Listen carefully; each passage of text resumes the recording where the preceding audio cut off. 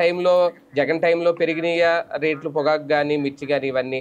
కానీ ఇప్పుడు మాత్రం ఈ ఏడాదిగా చూస్తే రైతుల పరిస్థితి అన్ని రకాలుగా కూడా ఏ పంట వేసినా సరే అగమ్య గోచరంగా మారిపోయింది రైతు పరిస్థితి. అంటే రేపొద్దున కూటమి ప్రభుత్వం సమాధానం చెప్పుకోవాల్సిన అవసరం ఉండదు. మీకు ఇవి పత్రికల్లో రాసే పదజాలాలు, టీవీలలో వాడే పదజాలాలు ఇవి వేరు, గ్రౌండ్ రియాలిటీ వేరుకుంటుందండి.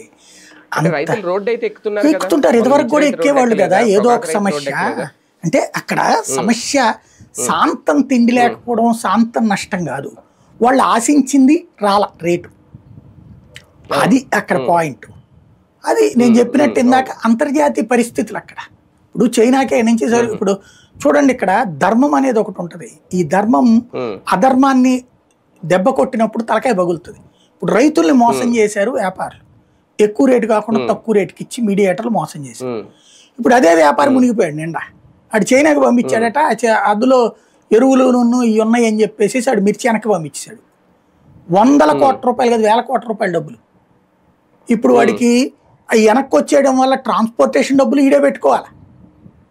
మళ్ళీ ఇక్కడికి వెనక్కి వచ్చినందుకు దిగుమతి సుంకం కట్టాలాడు. అంటే అదేదో దిగుమతి చేసుకున్నట్టు ఇండియా. అక్కడ వాడు ఒక్కసారిగా మునిగిపోతున్నాడు వ్యాపారస్తుడు.